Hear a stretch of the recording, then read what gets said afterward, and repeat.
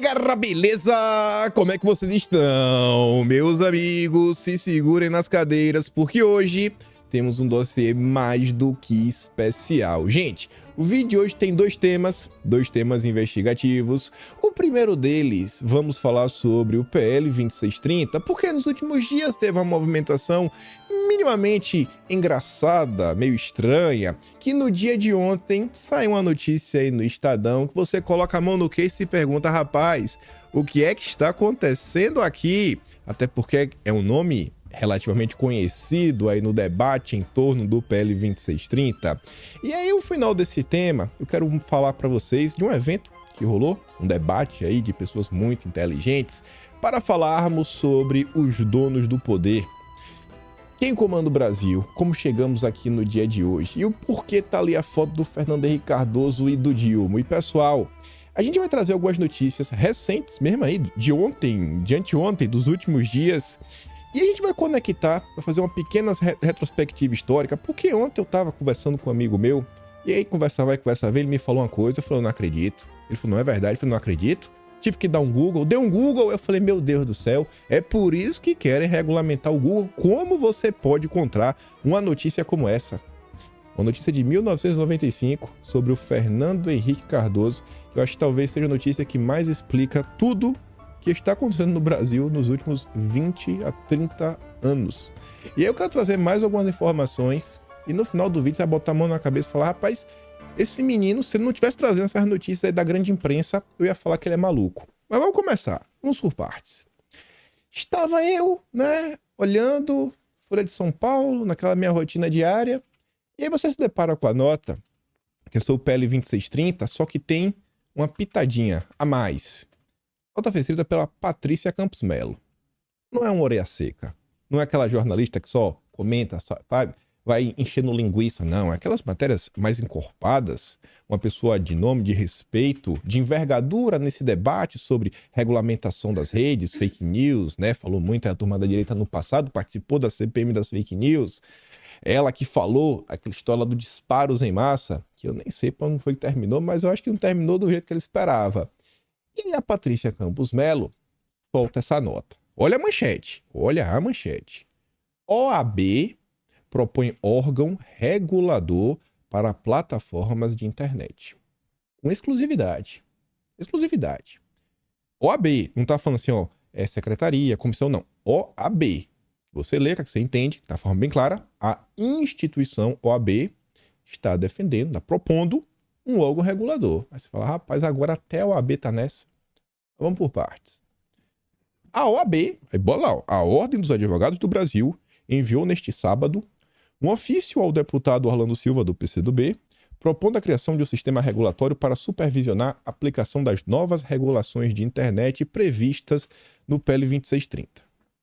A proposta da Comissão Especial de Direito Digital do Conselho Federal da OAB, agora já aumentou. Agora não é mais OAB, agora já deu uma delimitada. É a Comissão Especial de Direito Digital do Conselho Federal da OAB. Obtida pela Folha. Obtida como? Achou no Google? Tava caminhando na rua, tropeçou e caiu em cima? Eita, olha o que eu achei. Como assim obteve pela Folha? Alguém mandou, né? Óbvio. Óbvio. No mínimo, ouviu falar. Ouvi falar, foi lá, mas ouviu falar por onde? São aquelas perguntas que a própria pergunta já é engraçada. Mas vamos continuar. Prevê um sistema tripartite para implementar a lei. Um Conselho de Políticas Digitais, um CPD, fiscalizaria o cumprimento da legislação por meio de análise dos relatórios de risco sistêmico e transparência publicados periodicamente pelas plataformas, nos quais as empresas irão detalhar como tentaram mitigar e agiram em relação a conteúdos ilegais. O CPD, a partir disso, poderia aplicar multas sobre as plataformas. Ou seja, vá, trabalha aí. Trabalhe. Agora faça um relatório, um tempo depois. Aí vamos ver teu relatório. Aí, rapaz, eu acho que tu não trabalhou bem o suficiente. Tome punição. Será que as empresas vão querer punir pra valer? Né? Que ninguém quer ser multado. Ninguém quer sentir no bolso. Então é melhor pesar a mão um pouquinho e garantir que o grande CPD, esse Conselho Tripartite, não vai pegar no pé das empresas. Tá entendendo a maldade, né? O conselho seria composto por membros indicados pelo Executivo, Legislativo, Judiciário, ó, agrada a todo mundo. Representante da Anatel, agrada a todo mundo. CAD também, a ANPD e a OAB. Tive uma ideia, enquanto o conselho da OAB, vamos fazer aqui um conselho, todo mundo vai indicar, a gente também. Ó, é esperto, né? Para você conseguir emplacar o seu, todo mundo indica. Vamos continuar. Uma entidade de autorregulação composta por representantes das próprias plataformas ficaria encarregada da moderação de conteúdo, ajudando a decidir que postagens potencialmente ferem a lei e devem ser removidas. Dessa maneira, o Estado não teria nenhum papel na decisão sobre conteúdos específicos. Explica a Laura, presidente da comissão especial, e o CPD não poderia punir as empresas por conteúdos específicos. Faria uma análise do cumprimento geral das diretrizes. Mas aí você olha a diretriz e fala, não tem um conteúdo específico, mas esse relatório aqui não está bom o suficiente. No final do dia, você traça as diretrizes e você vai daquele jeitinho, né? Para ter o arroxo. O terceiro pilar do sistema tripartite de regulação das plataformas seria o CGI.br, Comitê Gestor de Internet, não só vietezinho básico, que faria estudos e publicaria diretrizes e recomendações para os códigos de conduta das plataformas.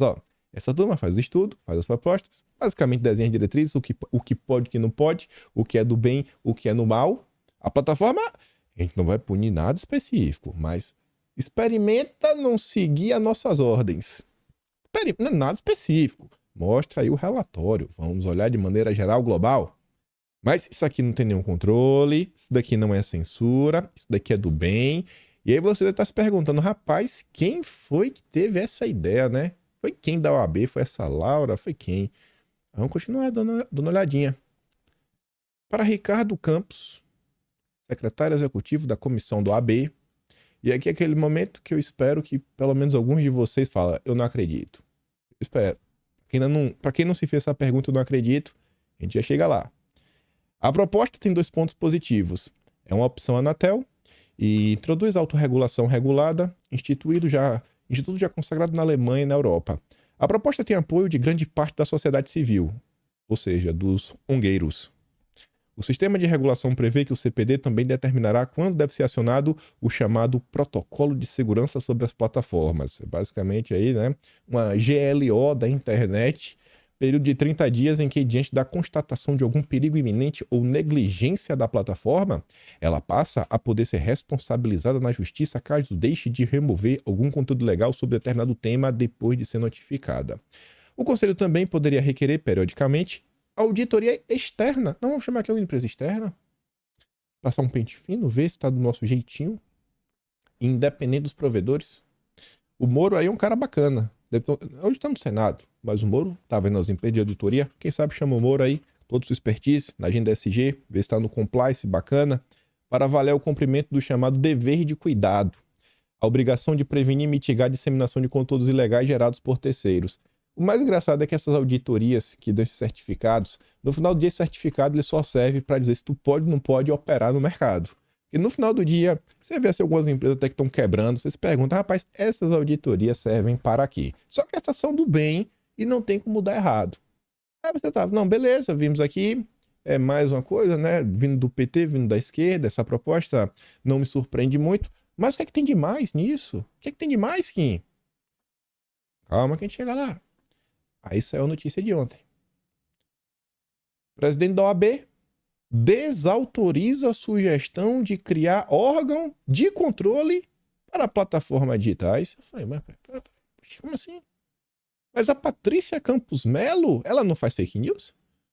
Então, tem alguém mentindo. Não é a Patrícia Campos Melo. Claro, obteve. Ela obteve, a Folha obteve. Tem alguém de esperteza aqui no meio do processo. Aí tá ali, ó, o presidente da OAB, o Beto Simonetti, negou que a proposta de criação de um sistema de fiscalização de plataformas digitais para o PL 2630, feita por um colegiado da entidade, seja a posição oficial do órgão. Não é até o momento. Diz que vai ter um plenário no OAB para debater, avaliar o tema e aí, quem sabe, tomar posição. Teve alguém que passou na frente. E a matéria do Estadão fala e dá mais uma vez voz para o Ricardo Campos. Você ainda não sabe quem é o Ricardo Campos. Vai saber agora, vai relembrar. Olha aqui o Ricardo Campos. Falamos dele no final de abril. Foi um vídeo que, inclusive, acho que virou dossiê. Que eu falei, gente, eu me deparei na rede social, tava lá passando, e veio o Eduardo Cunha na minha timeline, trazendo uma postagem extremamente interessante. Era uma entrevista que saiu no Globo, onde o Eduardo Cunha falava, essa é a entrevista ao Globo, do verdadeiro responsável pelo texto do PL 2630, supostamente o PL das fake news. O relator apenas verbaliza o texto. E aí tá a nota. Entrevista PL das fake news inova ao regular WhatsApp e Telegram, diz pesquisador Ricardo Campos. Aquele é pesquisador. Do outro ali já é do OAB. Mas ele é tudo. Ele é professor, ele é advogado e mora na Alemanha. Mas tá no OAB, rapaz, é um negócio assim sensacional. Mas aqui não obteve, né? Aqui realmente foi entrevista direta. Inclusive conta que ele conheceu Orlando Silva, né? Viraram parceiro, brother, chapa. Não, na verdade eu vi ele explicando como ele conheceu o Orlando Silva num vídeo que quem compartilhou foi o Leonardo Coutinho no Twitter. E essa notícia aqui teve um pedaço dela. Eu acho que foi uma das poucas pessoas que leu. Aí eu postei ela no Twitter, deu uma viralizada. Teve até alguns veículos de imprensa depois que pegaram o texto e divulgaram pra falar, ó, esse é um dos caras. Porque ele conta, não, que ele conheceu o Orlando Silva, ajudou na construção do texto, de alguns parâmetros, de algumas ideias, né? Para trazer algumas inovações, pontos extremamente positivos desse processo, né? Da regulação europeia. E essa é aquela entrevista que tem a pergunta: até que ponto o projeto conseguirá conter a disseminação de fake news? E ele representa uma ameaça à liberdade de expressão?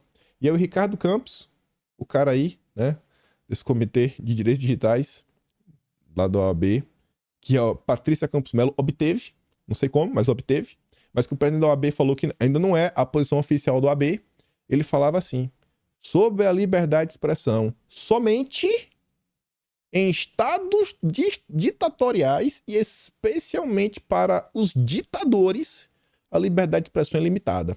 Bom, ali é um aposto, né? E especialmente para os ditadores. Mas vamos, então, um aposto pode tirar. Vamos ler se é um aposto. Somente em estados ditatoriais, a liberdade de expressão é ilimitada. Se quer liberdade, peça a ditadura. Rapaz, sensacional. Em estados democráticos modernos, ela deve ser sempre acomodada junto com diversos outros interesses. Você percebe como tá? Sensacional. É editorial da Globo, é entrevista, falando que liberdade são ditadura. A gente tá vivendo uma democracia. Democracia não tem liberdade, tem daquele jeito. Atrelada a outros direitos. Aí a galera vai, usa aqueles carimbo, né? Autoridade, ó, cientista, pesquisador, especialista, doutorado, ó, Alemanha, Europa, inovações, o que há de melhor. Não, a OAB está promovendo isso. Você percebe como são as coisas? Esse é o debate que pode. Esse é o debate que o Orlando Silva aprova. O malvado é o Telegram, é o Twitter, é a Google. E para quem ainda não... Quer dizer, para quem não sabe, quem não lembra, vamos relembrar. O Ricardo, ele ainda é um profissional extremamente qualificado, porque realmente um Zé Ruela não faz parte disso daqui. O cara tem que estudar realmente, aqui não estou sendo irônico nem nada. Você tem que ser bom no que você faz. A esquerda, ela sabe trabalhar. Ela tem profissionais qualificados. Você pode discordar, falar, pô, eu discordo de tudo que vocês defendem, o seu arcabouço de ideias, etc. Mas a galera trabalha. Lançamento do Núcleo de Infraestrutura do Brasil imperdível. Vamos debater os principais temas regulatórios do país com empresas, reguladores e acadêmicos. O IREE, um think tank aí da esquerda, lá do Valfrido Vardi. O mesmo Valfrido que assinou aquela ação lá do PSOL, PCdoB, etc., da questão aí das empreiteiras. Que tá também com o problema do Renato Azevedo. É o mesmo Valfrido Vardi. Financiou a campanha do Kim Kataguiri um tempo atrás, né? Deu uma doaçãozinha. Foi com bolso pra Cuba. MBL, ó, parceiro. Uma honra entrar para o time de sócios de uma das principais bancas de advocacia da América Latina. Além dos meus campos de atuação, desenvolverei o European Desk do Vardi Advogados. Ah, o Moro foi trabalhar para o Valfrido Vardi assim que ele saiu do governo Bolsonaro. No vídeo que o Leonardo Coutinho compartilha do Ricardo Campos explicando como ele conheceu o Orlando Silva, ele tá na live junto com acho que é Silvio Almeida, o ministro aí de Direitos Humanos do governo Lula, que também é do IRE. A Folha obteve, o AB, né, o conselho. Não, vamos ver, quem sabe dia 22 vai ser a posição oficial do órgão. Esse é o debate bacana. Esse aqui também, ó. Esse aqui é o melhor de todos. Google falta seminário e relator do PL das fake news cobra que Big Tech participe de debates. Que seminário foi esse? Deve ser um negócio lá na Câmara, né? Convidado aí, porque é deputado, né? O Orlando. Na verdade, o Orlando é um semi-deputado, que ele é suplente. Se o Luiz Marinho, que é aquele entrou no lugar, né, falar, não quero ser mais ministro, o Orlando nem mais deputado é. Aí vamos ter um PL que não tem relator. Quem vai ser o relator novo? Vai ser o Luiz Marinho, o ministro do Trabalho? Porque o Orlando Silva, ele é um meio deputado. Ele é meio, né? Ele não é de verdade. Mas tudo bem. Esse seminário não foi na Câmara. Foi num lugar muito mais especializado. No Judiciário? Não. Não, menos especializado. Não tão inteligente assim. Pelo Grupo Esfera. Os maiores, melhores, mais bonitos e cheirosos empresários, bilionários, multimilionários do Brasil. Relator do PL das fake news, Orlando Silva, criticou a ausência do CEO do Google. O Fábio Coelho estava previsto para participar do debate organizado pelo Grupo Esfera nesta segunda em São Paulo, mas cancelou a ida de última hora. Eu quero saber quando é que vai ter o debate do povo, onde o povo vai poder opinar. Se bem que o povo não tem direito a nada, né? O povo não sabe de nada. O povo brasileiro tem que estudar muito para poder dar pitaco em qualquer coisa. E aí, nesse evento, estava presente algumas figuras políticas, como o Ângelo Coronel, que é foi o relator da proposta lá no Senado, né, do 2630. O Ângelo Coronel, aquele que fazia live com o Luciano Ayan, a Madeleine Laxo, foi o presidente da CPMI das fake news. Aí fala assim, ó, que pouco antes, Coronel usou seu discurso para criticar as alterações feitas no projeto original, oriundo do Senado, e acenou para a não aprovação de algumas mudanças. Ele disse ver com bons... Olha só, ele vê com bons olhos o fatiamento da proposta com a votação independente das propostas de remunerar conteúdo jornalístico e referente a direitos autorais. Eu me pergunto se tem um empresário aí, dono de uma TV, não é a Globo não é mesmo, é uma TV aí, canal fechado, me pergunto se ele é membro do Grupo Esfera. Será que ele vai ganhar alguma coisa com esse direito jornalístico, né? Não sei, mas tudo bem, também direitos autorais. Esse é o PL 2630. E aí, gente? Pegando tudo isso daí, você vê como são as coisas no Brasil. Graças a Deus, estamos em boas mãos. Grandes empresários, pessoas que tiveram sucesso em suas vidas, que sabem como fazer as coisas darem certo. Vou te falar aqui do segundo tema, que a coisa fica ainda mais engraçada. Vice do PT prospecta negócios em Cuba com e para amigos. No fim de abril, Washington Quaquá, vice-presidente nacional do PT, ou seja, não é qualquer um, embarcou rumo a Cuba pela segunda vez em menos de 6 meses. Em dezembro, ele foi à ilha acompanhado de um grupo de correligionários comemorar a primeira vitória nas urnas. Agora, a viagem foi oficial, custeada pela Câmara dos Deputados, na companhia de outros 3 parlamentares e de empresários amigos. Mas óbvio, você, me seja sincero, alguma vez em sua vida você já convidou um inimigo para viajar com você? É óbvio, pô. Não sei por que a imprensa fica pegando no pé. Mas Quaquá aproveitou a oportunidade para, segundo ele mesmo, prospectar negócios. E prospectar negócios, diga-se, com potencial de beneficiar empresários conhecidos e lhe render dividendos políticos em seu reduto eleitoral, o município de Maricá, no Rio de Janeiro. Organizador da missão, o vice-presidente do PT assume de viva voz a intenção, abre aspas. A gente foi identificar uma série de oportunidades que tem lá e vamos começar a prospectar gente para fazer investimentos lá. A questão é quem serão os escolhidos para a empreitada e como se dará a escolha. Indagado sobre isso, Quaquá fez um mistério. Ele se recusou a dizer, por exemplo, os nomes de empresários do Rio de Janeiro que foram convidados para a missão. Você vê como no Brasil, as mais diversas discussões, na maior parte do tempo, passam em torno de especialistas, ongueiros, acadêmicos, que são os especialistas escolhidos a dedo pela Globo, Folha de São Paulo, etc. tudo mais. E é basicamente os ongueiros, como se fosse a mesma coisa. E empresários, com a força política. Você vê que no Brasil parece que chega a um determinado ponto. Se você quiser continuar crescendo e brilhando, você tem que se preocupar minimamente com a política. E às vezes essa preocupação vai um pouco além de ler as notícias do dia a dia. Você vê que isso não é de hoje. Na verdade, isso não é só no Brasil. E é sobre isso que temos algumas coisas para comentar. Agora as coisas vão começar a ficar mais engraçadas. Olha isso daqui. Ex-sócio de offshore do Cerveró. Lembra o Cerveró? Aquele bonito que tinha um olho aqui e um olho cá? Prestes a chefiar o jurídico da Petrobras. A Petrobras está prestes a nomear Marcelo Melo para chefiar o departamento jurídico. E quem é Melo? Advogado, já trabalhou na própria estatal, mas ficou mais conhecido em 2015, quando admitiu que era sócio de uma empresa offshore do notório Nestor Cerveró, o ex-diretor internacional da estatal, delator da Lava Jato e condenado a 6 anos de prisão por corrupção passiva e lavagem de dinheiro. A Petrobras informa que o processo de ingresso está em andamento e que possui um robusto sistema de avaliação para ingressos dos seus executivos. Temos o compliance interno, o SG da Petrobras tem o G de governança, onde temos aqui os melhores critérios do mundo para garantir, sabe, que só temos os melhores. Petista picanheiro, só a nata, só os melhores, gente. Só os melhores. Precisamos de muito SG na vida.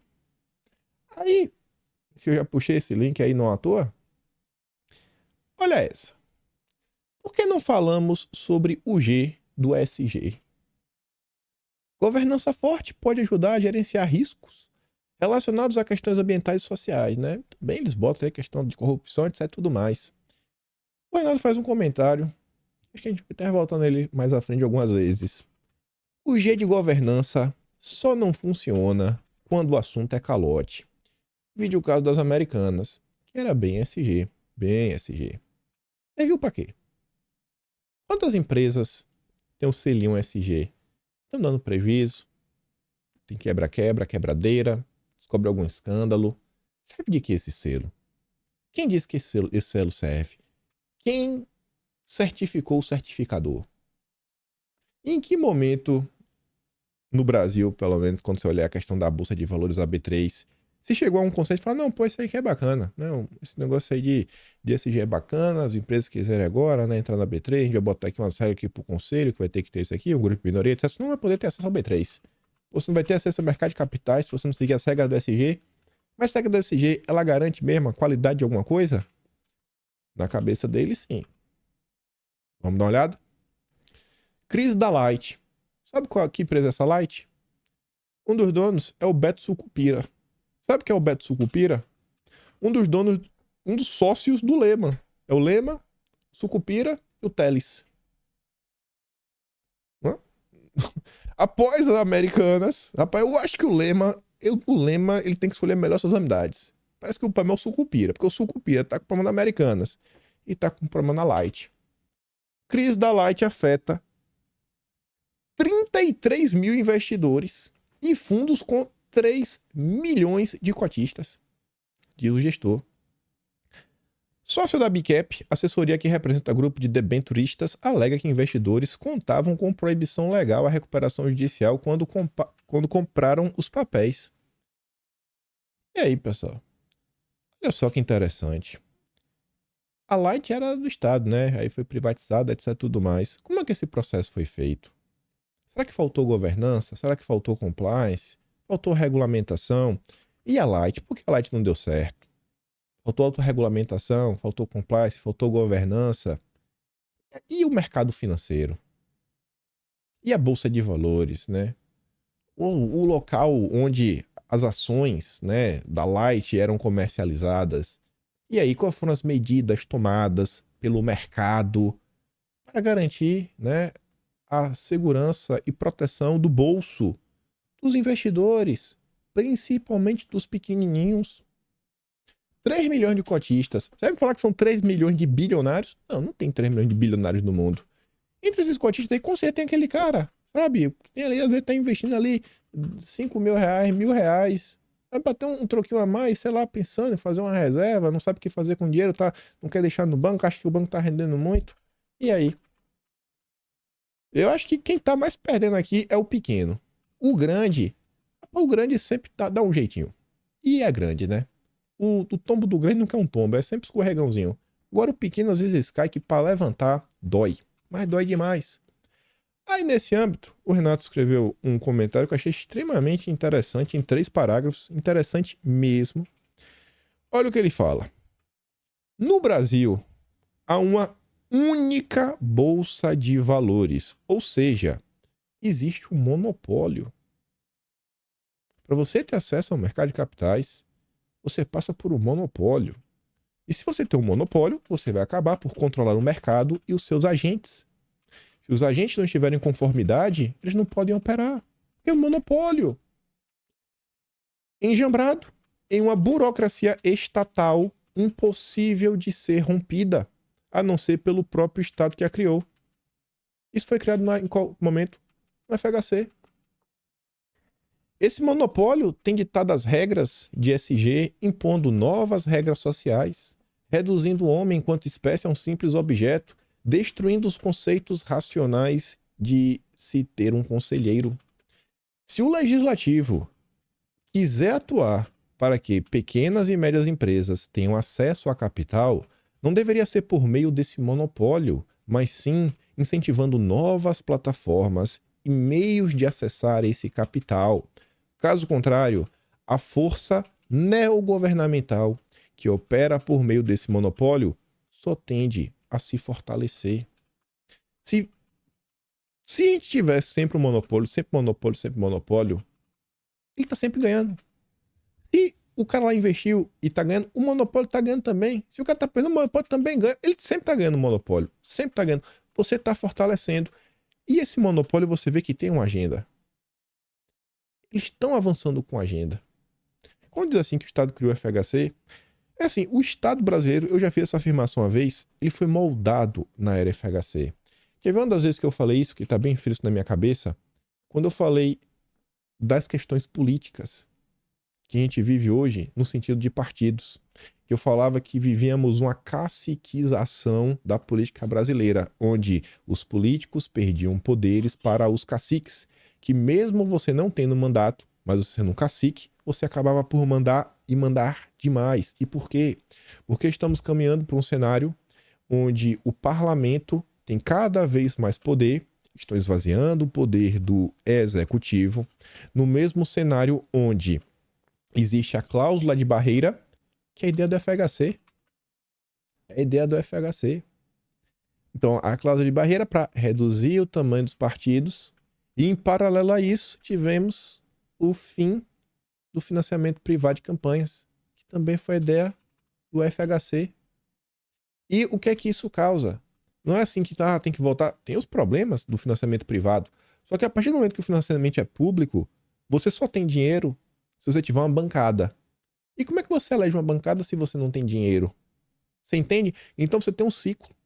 Essa questão, ela vem muito mais do financiamento público das campanhas, ela vem muito mais do desejo da classe política, naquela era ali do pós-Lava Jato, que estava com medo da retaliação da sociedade, sem saber o que fazer, e para tentar se perpetrar no poder, falou, cara, vamos botar aqui. Quem já é deputado, tá no partido, tem bancada, tem tamanho, vai continuar com cacauzinho, vai continuar com campanha robusta, e pro cara entrar, pro cara competir de igual para igual. Aí você tem esse fenômeno que entra a turma da rede social, etc, tudo mais, mas não é a mesma coisa. E aí nesse processo, para você ter acesso, tem que ser a bancada. E não é qualquer bancada. Cada ano que vai passando, por causa da cláusula de barreira, tem que ser uma bancada maior, maior, maior, maior, maior, maior, maior, sendo que os partidos pequenos começam a assumir, então tem que começar a fundir para continuar existindo.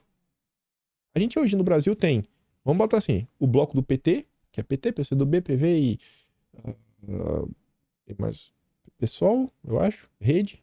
Aí você tem o PL, aí você tem o bloco do Lira, que é União Brasil, PSDB, Avante, PSB, uma coisa lá, dá 134 deputados. Aí você tem um bloco do Republicanos, MDB, Podemos, PSD do Kassab. Só. 4 blocos. Antigamente tinha 30 partidos, agora tem 4 blocos. A discussão tá ali. O cacique vai lá e determina, pode, não pode, isso é tudo mais. Todo esse estado das coisas, pensado lá atrás em FHC. Aí que vem Maria. Uma das maiores pérolas que eu li em todos esses anos. Gente do céu. Conversando com um amigo meu, ele falando dessa questão do governamental. Aí depois trocando uma ideia, o Renato botou ali também, né? Olha essa nota de 15 de setembro de 1995. Era o primeiro ano da gestão do Fernando Henrique Cardoso no Brasil.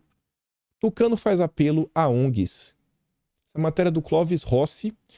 Essa matéria só existe na Folha de São Paulo. Eu não encontrei nenhum outro jornal fazendo a cobertura lá do Fernando Henrique Cardoso, lá em Bruxelas. 9 meses de governo. Olha essa nota. O Fernando Henrique Cardoso desarmou qualquer possível crítica de ONGs europeias com um apelo para que passem a ser neogovernamentais. Você entendeu o seguinte? Ele foi no evento e antes de receber a crítica, ele desarmou. Ele chamou as ONGs para governar. Você não vai criticar quem está te chamando para fazer parte do time? Ó, jogador. Olha o que Fernando Henrique falou. Ou seja, o que é ser neogovernamental? Ajudem o governo a resolver problemas como a desigualdade social, discriminação racial sexual, violação aos direitos humanos e a defesa do meio ambiente. Olha o estado das coisas atual. Olha o que comentamos ontem sobre a Marina Silva. A Marina Silva entregou a IBAMA. Gente, olha só, ela é ministra, ela tá aqui. Ele entregou pro cara que tá aqui embaixo, que ela pode demitir na canetada, a qualquer momento. Um apelo, não dela, mas assinado por ela. E os zongueiros, até a WWF tava lá, os zongueiros. Não vamos deixar a Petrobras aqui na Bacia Amazônica, meu Deus. Mas nessa região, lá na Guiana Francesa, na Guiana Suriname, eles não estão perfurando. Não importa, mas no Brasil não, os zongueiros não querem. Não é o governamental. Os outros começaram a governar junto. As políticas, né, contra a possibilidade de cidadão se defender. Rapaz, a Instituto Saúde da Paz, Igarapé, lá de Lona Zabó falou que é do mal. Não, as pessoas não podem ter. Olha a questão da PL 2630, olha a quantidade de coisas que não pode. Não pode. Não pode. Ou a sociedade se organiza ou será impossível reverter tudo isso, disse o presidente. A expressão neogovernamental, como jogo de palavras com não governamental, pertence ao sociólogo espanhol Manuel Castells, amigo de FHC e por ele citado. Com certeza um socialista.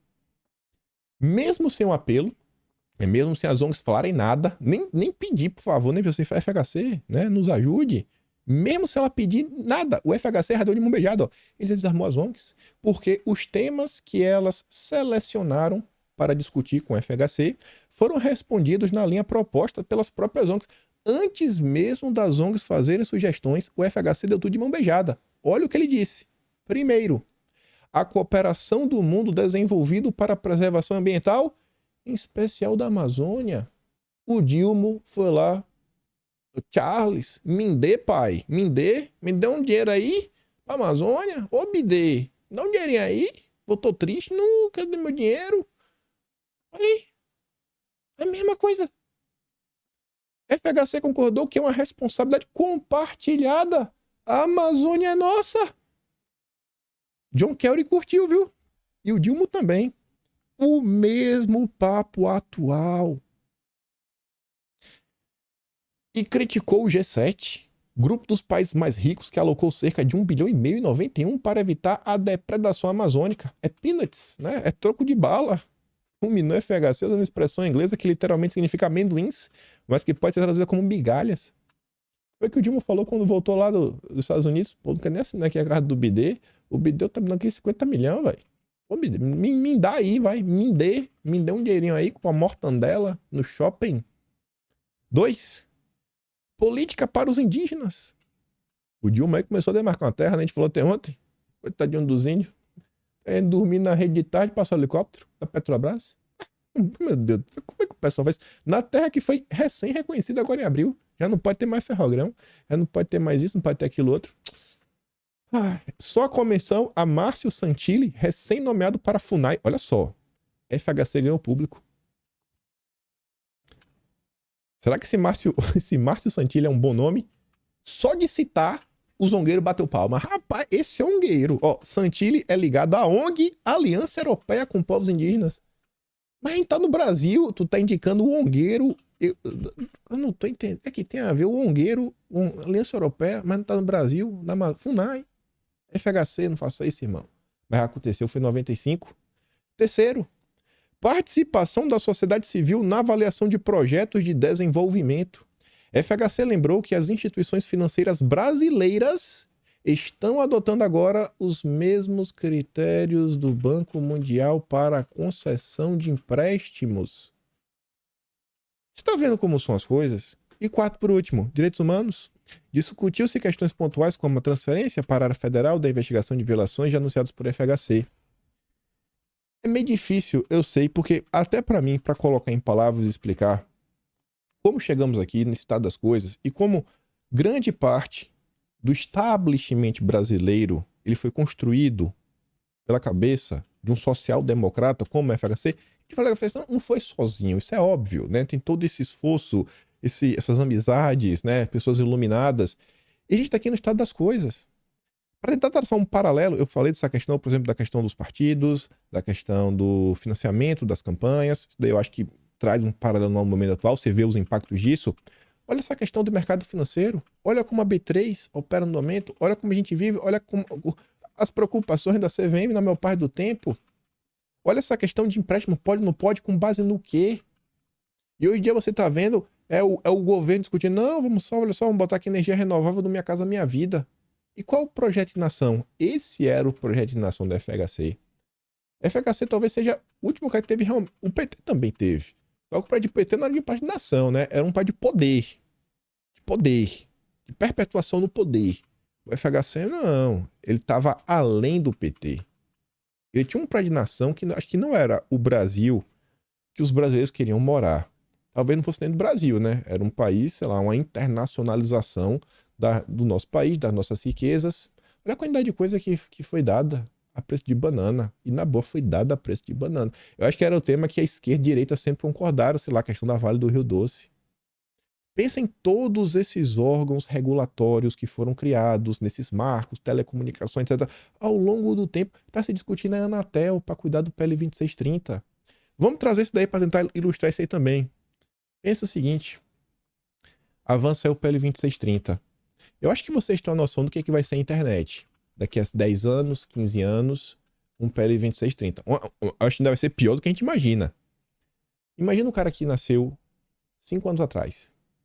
Imagina quando ele tiver daqui com 20 anos, daqui a 15 anos, quando tiver com 20 anos. Será que ele vai lembrar como era o mundo antes da internet? Será que ele vai conseguir lembrar desse marco, o antes e depois do Dilma? O que o Dilma, com toda essa turma, essa aliança, fez por esse estado das coisas? Imagina, você cria esse conselho, cria isso, aquilo, já tudo mais. Às vezes a gente tá aqui, a gente tá vendo assim vários problemas, mas a big picture, o quebra-cabeça, com todas as peças, é essa galera que sabe. O Dilma não tem inteligência para isso, mas a galera que tá ao redor sabe. E são as mesmas figuras, entrando, saindo, são as mesmas figuras. O estado das coisas. Aí, recebi uma recomendação de texto. É de um periódico, né, uma revista, não sei como definir, um site. É bem ligado, né, ao liberalismo americano, né? Partido Democrata, né? Os progressistas, os globalistas, que é a The Atlantic, falando sobre o novo consenso de Washington. Uma expressão que eu acho que vocês já escutaram.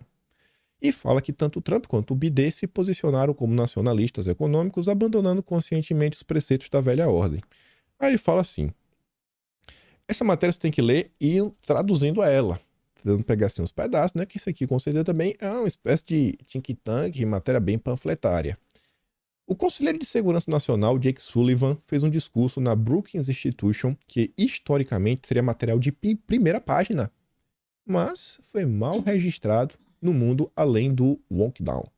Assim, para ter atenção urgente, break news, e ninguém comentou. Ninguém. O que é que ele falou? Ele argumentou que a agenda do BD canalizava um conjunto de ideias que Sullivan chamou de novo consenso de Washington. Havia um pouco de descaramento em seu uso nesse termo. No Brasil, se você parar para ver, a esquerda acusava o Fernando Henrique Cardoso de ter assinado o consenso de Washington. O que é isso, né? Explicação bem rápida. O consenso de Washington foi uma frase que entrou em circulação no final da década de 80, descrevendo a emergente fé bipartidária na globalização. Bipartidária, né? Tucanos, os petistas, republicanos, os democratas, mas ainda tem uma certa direita, né? Bem que os republicanos dos Estados Unidos, uma grande parte do tempo, você vê assim alguns nomes, é bem parecido com o PSDB no Brasil. Bem parecido. Conservador mesmo, não sei quando foi o último lá nos Estados Unidos. Acho que talvez seja o Reagan, que tanto falam, né? Lá na década de 80. Então, mano, faz sentido.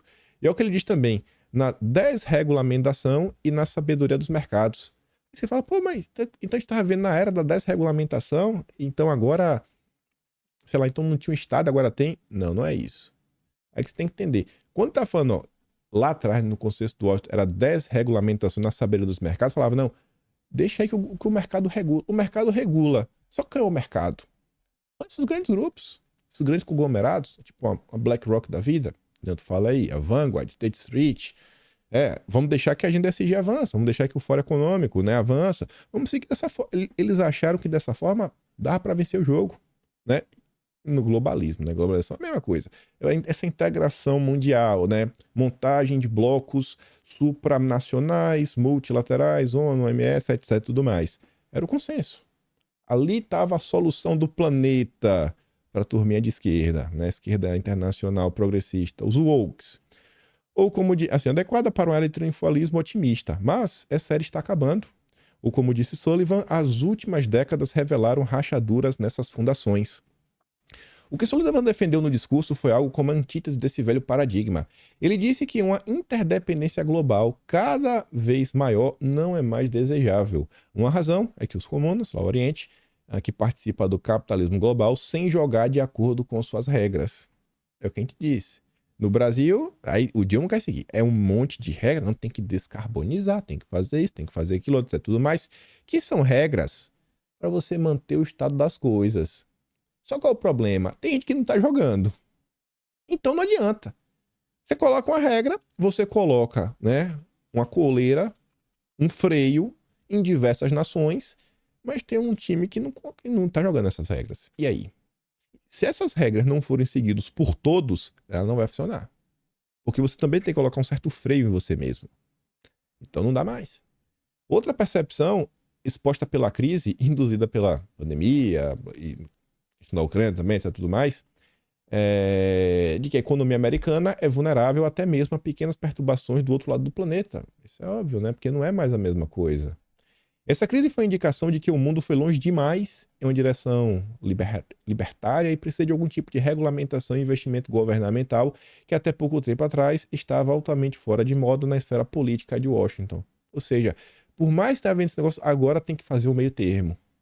Não dá mais só para seguir nessa linha. Por quê? Porque está se formando outros centros de poder ao redor do mundo. E como é que esses centros de poder eles emergiram? Burlando as regras. Não vamos jogar. Não vamos aceitar essas imposições. E vamos nos desenvolver. Embora não justificasse o uso desse termo, o termo dessa forma, ele poderia se safar descrevendo suas opiniões como representativas de um consenso. Tanto Trump quanto o Biden se posicionaram como nacionalistas econômicos, abandonando conscientemente os preceitos da ordem antiga. Só que ele fala que é diferente. Isso não é para descrever as versões Trump e Biden do nacionalismo econômico como equivalentes. Aí diz que o Trump, basicamente, que discursos duros, etc, tudo mais, sobre as elites, mas ele realmente não tinha uma ideia sobre como reverter o curso, além de aumentar as tarifas.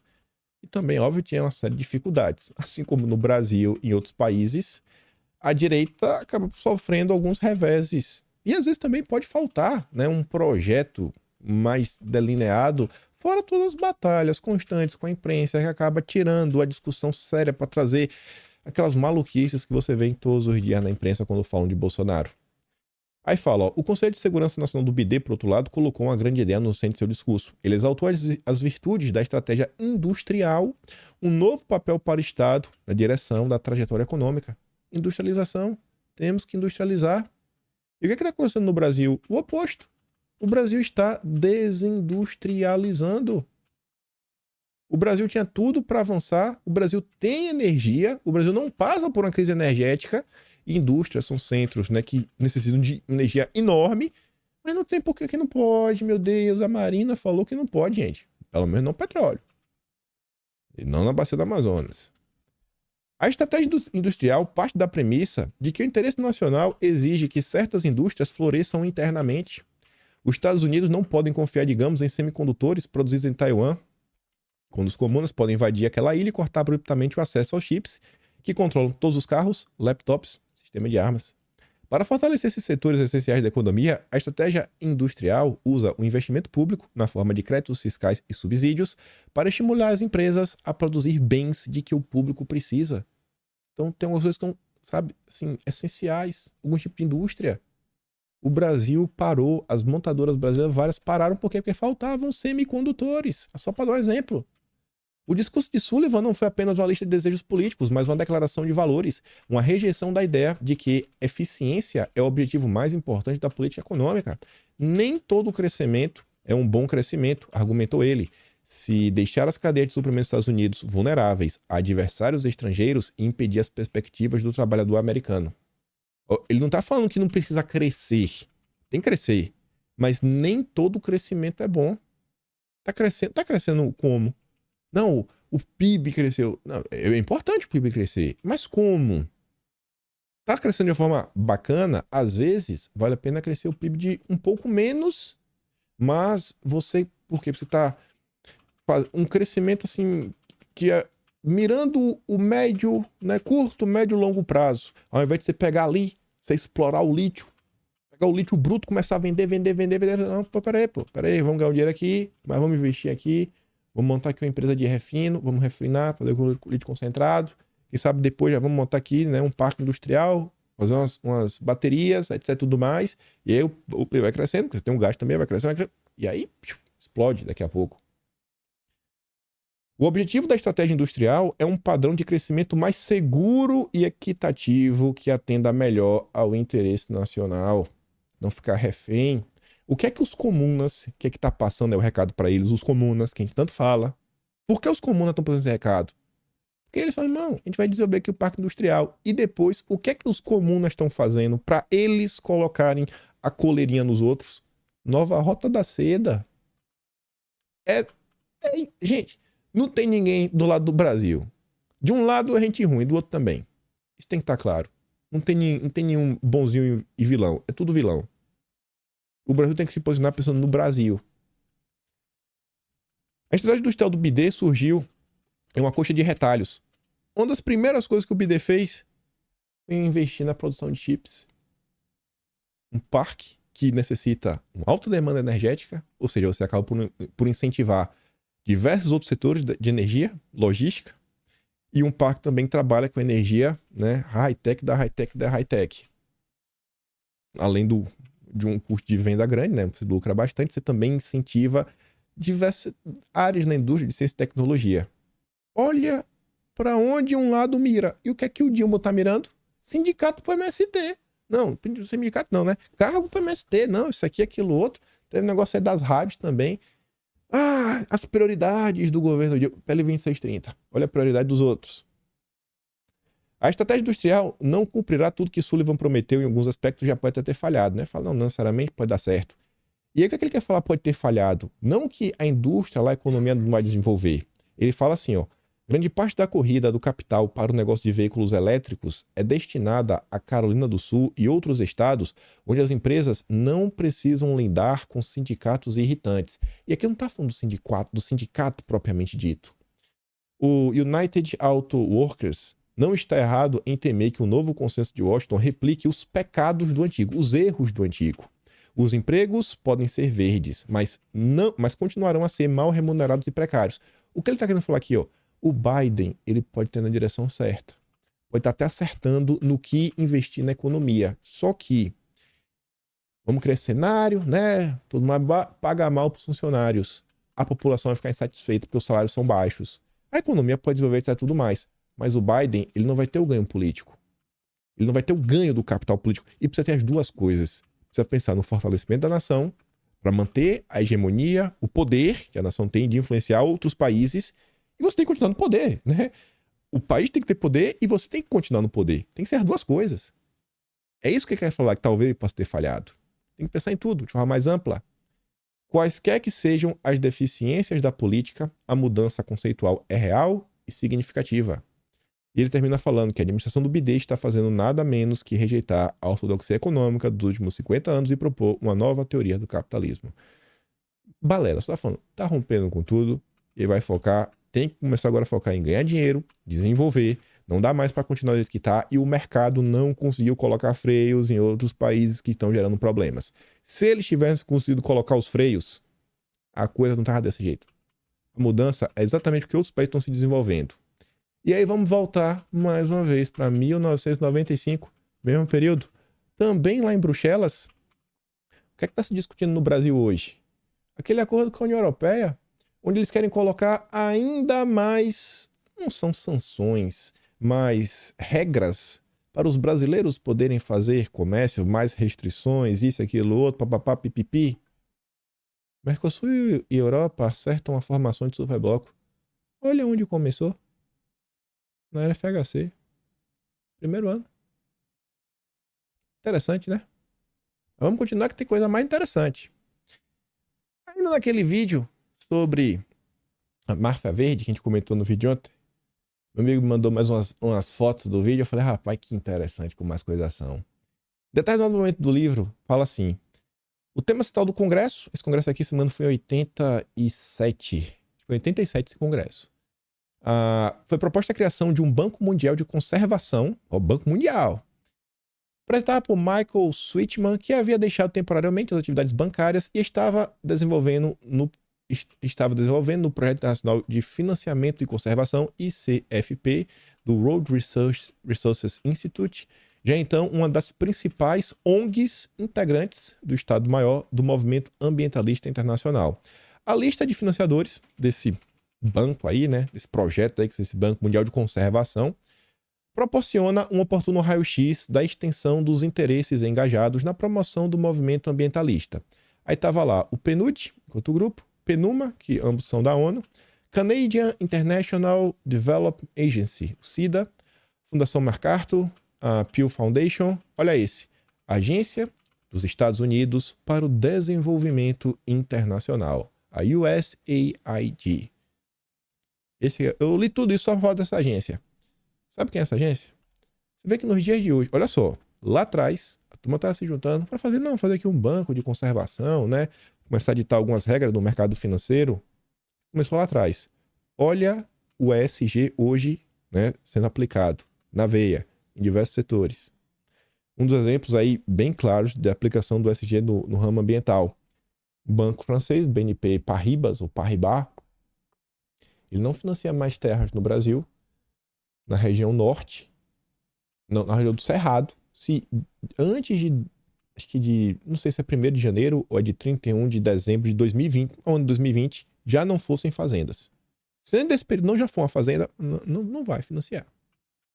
Você fala, pô, mas eu vou preservar o que o Código Florestal do meu país, do Brasil, diz que eu tenho que preservar, os 40%, sei lá. Tá, mas eu não vou te dar dinheiro. Não vou te dar. Mas voltando aqui para o USAID, isso aqui foi uma postagem de um perfil de esquerda, essa Gringa Brasília. A gente comentou em vídeo. Isso aqui vai estar no Atlas de abril. Aí, por sinal, o Atlas de março já está disponível no site, aquela versão bonitona lá de março. Eu até cheguei aqui o site no celular não tava tão bonito. Tava faltando alguns links lá só tava dando pra acessar no computador. Agora tá tudo bonitinho. Kimpai.com.br. Mas vejam só. A USAID, essa daqui, que desde 87 já tá aí, né? De brincadeira. Financia curso da WWF, os Zongueiros, para a formação de lideranças indígenas no Brasil. E aí, a mesma WWF, que está recebendo o dinheiro da USAID, está fazendo parcerias com o governo do Brasil para gerenciar territórios indígenas. As coisas não nasceram hoje. Lá pra frente do livro. Olha que engraçado. Teve lá essa reunião, né? Conclave. 2.000 delegados. Um monte de gente bacana. Dentre eles, tinha um cara que era considerado o guru espiritual do Charles. Que era o herdeiro na época, né? Agora é o rei. Qual a preocupação do Charles? Dilma, como é que tá a Amazônia, Dilma? Toma aqui 500 milhões. Acho que o Charles quer tomar conta da Amazônia? Nesse evento também estava um cara chamado James Baker. Na época, era secretário do Tesouro Americano. Olha que interessante. Grava esse nome do James Baker. Só um segundo. Só grava um pouquinho. A despeito da pronta reação de setores nacionalistas brasileiros, notadamente as Forças Armadas, o governo do Sarney não foi capaz de resistir às pressões internacionais de maneira categórica, vendo-se na contingência de fazer várias concessões ao lobby ambientalista. Uma das concessões que o Sarney fez foi criar o IBAMA. Não existia IBAMA. Antes tinha, né, a SEMA e o Instituto Brasileiro de Desenvolvimento Florestal, o IBDF, não tinha IBAMA. Olha o posicionamento do IBAMA. Ao mesmo tempo, foi criada no Itamaraty uma divisão de assuntos humanos e ambientais. Outra concessão de maior alcance foi a apresentação da candidatura brasileira para sediar a reunião das Nações Unidas, que deveria marcar os 20 anos da Conferência de Estocolmo em 92. A Rio 92. A Rio 92. Gente, calma, chega lá. Chega lá. A gente vai voltar no segundo parágrafo. Mas vamos ver aqui primeiro. Tá falando da pressão do Sarney. É meu amigo que mandou essas fotos. Me mandou um site. Site de uma revista que ainda existe. Executive Intelligence Review.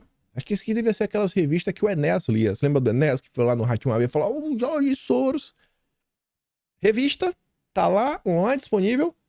Volume 16, número 10, 3 de março de 1989. Olha a data. Falamos daquele James Baker que estava aqui, Príncipe Charles, né? Sarney tomando pressão, tomando calorzinho. Sarney, meu filho, não aguentou, criou IBAMA. Nessa revista, nesse volume, nessa edição, tinha essa nota. Geno, né? Um geno na natureza, um geno, para fazer umas troquinhas. O que está acontecendo? Matéria fala do Brasil. Essa matéria foi uma senhorita chamada Silvia Palacios, 3 de março de 89. Quero mostrar alguns parágrafos. Em uma reunião recente em Manilha, o presidente do Banco Mundial, o Conable, afirmou: a pobreza e o excesso de população não são problemas exclusivos das Filipinas. Também existe no México, Brasil, Índia, Quênia. E onde quer que estejam presentes, eles têm uma influência direta e impacto destrutivo na natureza. Ó, uma população grande, então para a natureza. O ser humano é composto de carbono, temos que descarbonizar. Já entendeu, né? O ser humano é o problema para o mundo.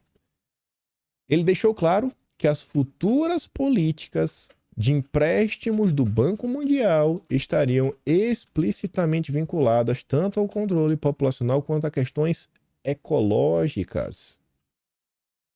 O que foi que a Haddad criou e vai estar no Atlas de abril? Incentivo verde. O governo vai ter um incentivo verde. A gente fala da pauta TSG, vai estar no Atlas de abril. A gente comentou.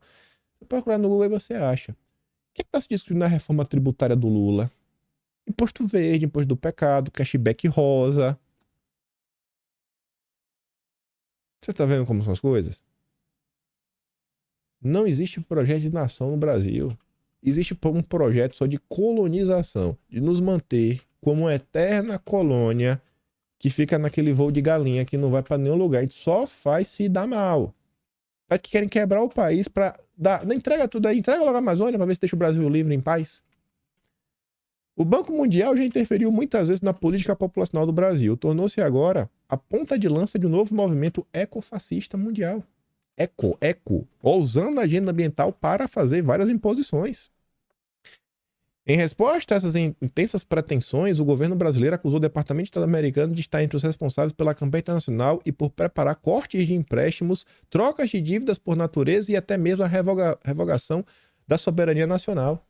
Aí falava que a pressão do banco e organizações como o WWF, o mesmo WWF agora é parceiro, ó, já fizeram com que novos empréstimos ao Brasil fossem suspensos.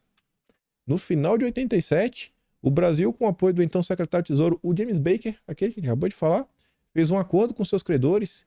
O governo do Sarney mais do que cumpriu. Em troca da renúncia à moratória, decretada em fevereiro de 87, o Brasil recebeu míseras quantias de dinheiro novo, né, para pagar juros de mora e generosas quantias. Como é que será que foi feito na época, né? E a matéria ainda fala o seguinte: os lobbies mais fortes que tentam impor políticas malthusianas ao Brasil encontram-se nos Estados Unidos. Quer um exemplo? O senador Albert Gore, ou Al Gore, mais conhecidamente. Depois de viajar pela Amazônia brasileira, apresentou um projeto de lei em 25 de janeiro que propõe, entre outras coisas, que o Banco Mundial revise seus planos com base em considerações ecológicas e que, olha isso aqui, os diretores de desenvolvimento multilateral, ou seja, que cuida dessas instituições como a ONU, a OMS, etc, tudo mais, dos Estados Unidos, agências, asseguram que qualquer empréstimo ao Brasil dependa do respeito ao meio ambiente. O que é que o Dilma foi falar na viagem para a Europa? Precisamos de uma nova governança global para fortalecer organismos, né, multilaterais como a ONU.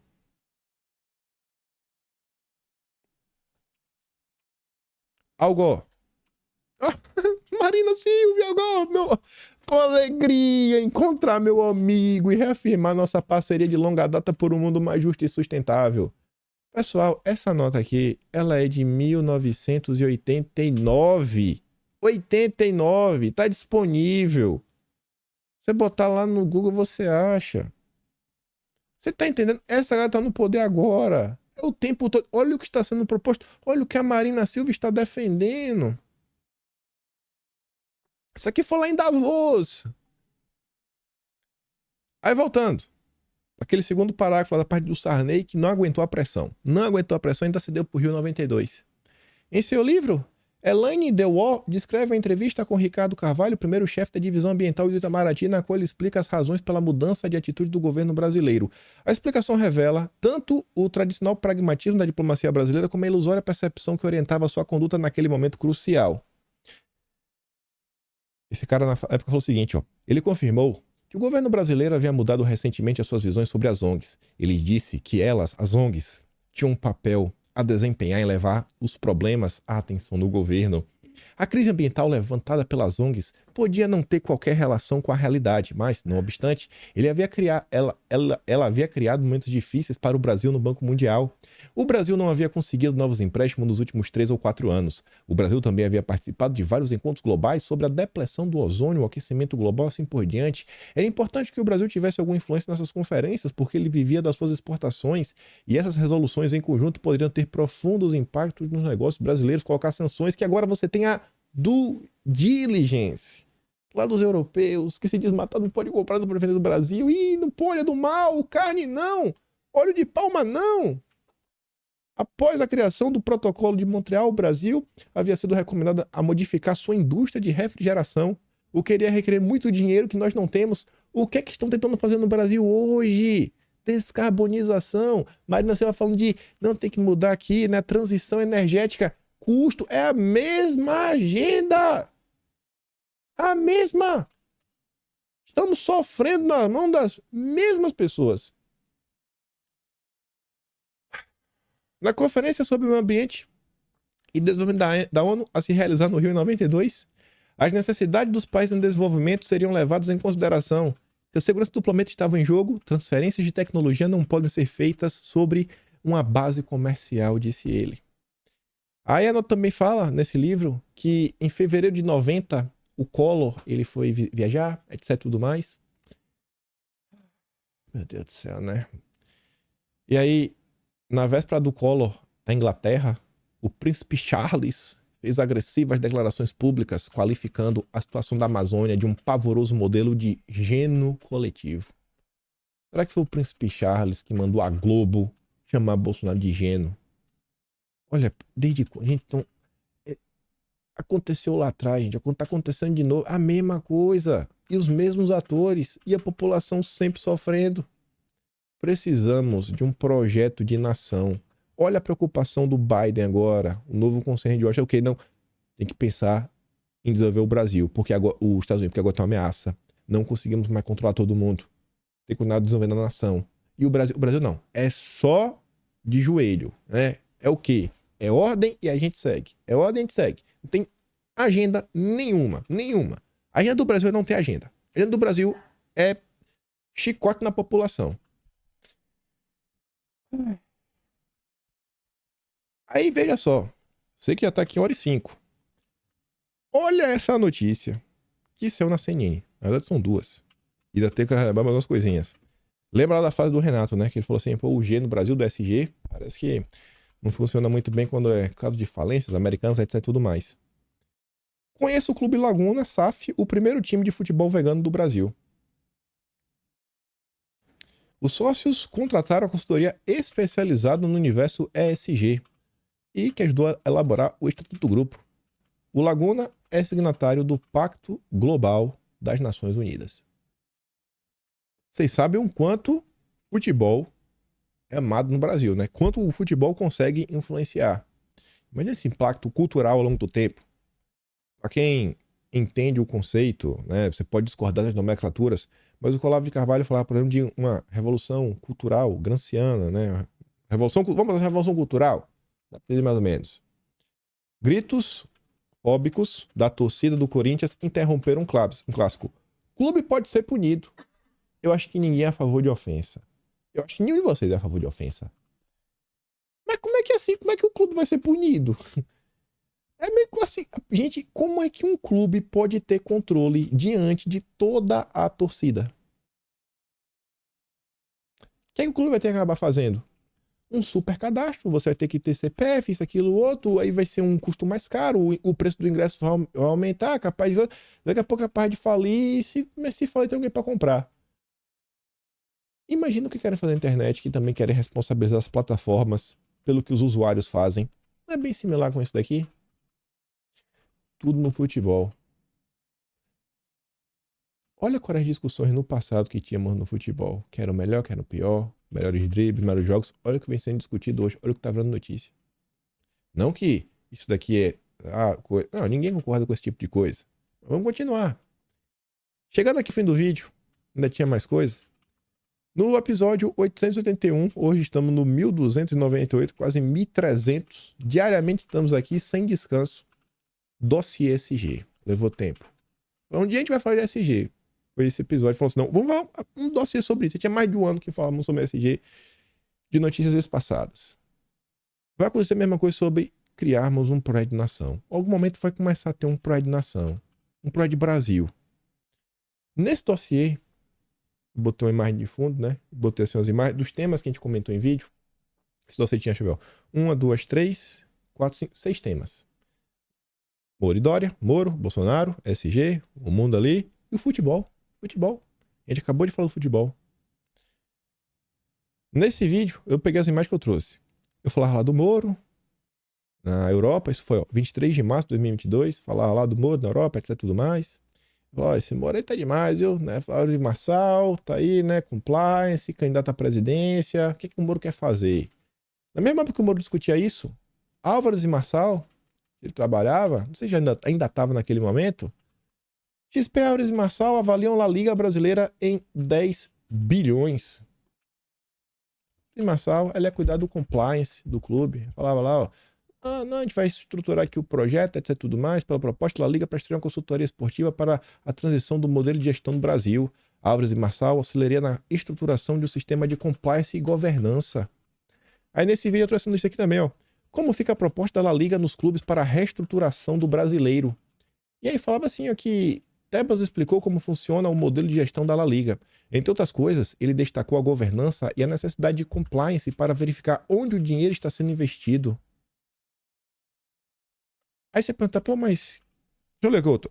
A questão não é apenas evitar dívidas e manter os custos do futebol dentro do orçamento, mas também canalizar o dinheiro que será investido. Ou seja, parte do dinheiro arrecadado pela Liga teria que ir para pagar investimentos em gramados, infraestrutura, quitar dívidas, dinheiro para marketing. O clube que não seguisse seria punido, do mesmo jeito que o Corinthians está sendo punido. Aí chega, outubro colorido, setembro isso, aquilo, eu estou fazendo campanha. E aí, através do sistema de regrinhas, de controle, etc, tudo mais, regulamentação, você começa a avançar com agendas. Você pode até avançar com a agenda woke através do esporte. Eles já fazem isso através da cultura, através das novelas, através dos filmes. E você está vendo que cada vez mais vem gerando um cerco. Para você ter acesso ao mercado de capitais, seja na B3, agora questões ligadas ao futebol, os bancos. Onde a gente vai parar? Qual o país em que nós queremos viver? Qual o projeto de nação para esse Brasil? Esse Brasil que foi construído aí principalmente pelo FHC, né? Muita coisa. Olha o que acontecia lá atrás, olha como as coisas estão agora. Tinha mais umas notícias aqui, mas aí não dá, não vou fazer 1h30 de vídeo hoje, que já tá demais. Mas eu acho que vocês conseguiram entender meu ponto. A gente fica assim, quase para concluir, eu sei, não é que eu sei, não, eu tenho certeza. Falta o para fechar o pensamento. Mas ele vai ser formado um dia. Mas eu acho que com as afirmações você fala, rapaz, tem algum muito estranho acontecendo nesse país. E não é de hoje. E também não é só no meio ambiental, né? PL 2630 que o diga. Mas eu fico por aqui. E esse vídeo de coração, eu falo, cara, manda pra alguém assistir.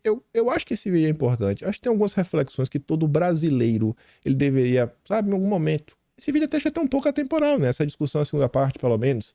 Fala assim, cara, assiste a segunda parte do vídeo desse menino. Dá uma olhada nisso aqui. Acho que começou ali mais ou menos uns 18 minutos. Escuta o que ele tem a falar. Olha como tá o estado das coisas. Vê se não faz sentido. Vê o que está sendo discutido no Brasil. Vê quais são as prioridades. Será que é necessário a imprensa requentar uma matéria que foi requentada em janeiro e que tinha sido publicada originalmente em novembro? O caso lá de Bolsonaro, que a gente comentou no vídeo de ontem. Olha o que a imprensa nos força a debater para esconder os reais problemas desse país. Tem que acabar com essa cortina de fumaça. E eu fico por aqui. Se gosta do meu trabalho, pode assinar meu canal. Tem um botão de valeu. Tem o P na descrição. Compartilhe esse vídeo. O Atlas Brasileiro disponível aqui em paim.com.br. E eu espero poder estar aqui amanhã. E também vocês. Aquele grande beijo, abraço, tamo juntos. Valeu, meus amigos. Fui!